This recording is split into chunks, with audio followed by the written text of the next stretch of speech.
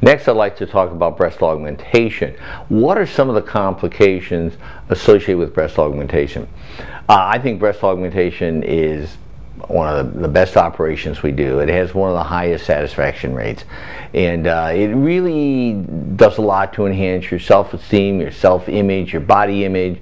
It's a wonderful, wonderful operation. And again, accordingly, there's bruising, swelling, infection, bleeding, scarring. Fortunately, these are minimal. Infection in breast augmentations extremely rare.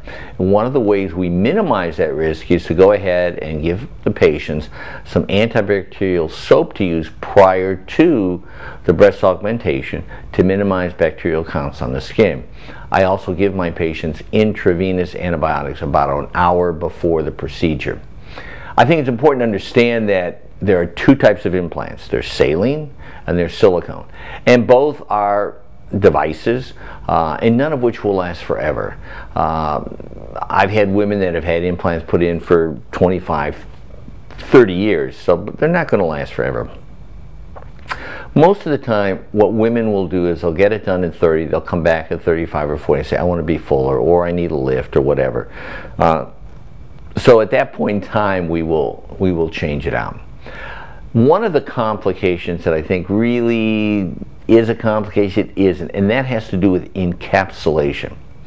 Every woman who gets a breast implant, 100% of the time, will get a capsule. And what a capsule is, it's your body's normal response to a foreign body. So if you put 2 implants in, you get 2 foreign bodies, you're going to get 2 capsules. Now that capsule can sometimes get hard and can get tender and sore.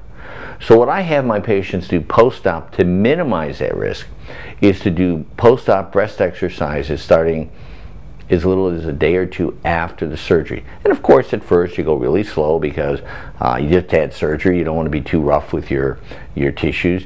And so you gradually start to manipulate the implant within the pocket so that the pocket doesn't contract and get hard. And my experience with hundreds of breast augs over the years is that women who go ahead and massage on a regular basis will have fewer problems with hardness than women that don't.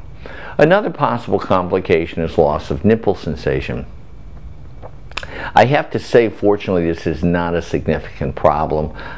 It has not been a significant problem in my experience. Now, again, when you cut skin, you cut little sensory nerves, and there have been reports where individuals will get painful neuroma or a sensory nerve that gets painful after the surgery. This may dissipate or go away once the swelling and the edema goes down. But again, it has not been a significant problem in my hands. I think it's also important to understand that if a person wants to be too big and they're a smoker, and again it comes back to that issue again of smoking, we have to be extremely careful, because at the end of the day we have to be able to close the incision. So it's important to understand that, once again, smoking can cause poor wound healing. The incision that we use to put the implant into the breast cavity can go ahead and break down, and a person can lose the implant. So we want to avoid that. So once again, if you're a smoker, quitting a couple weeks before will minimize that risk. And so really, it would behoove you to quit a couple weeks before and a couple weeks after.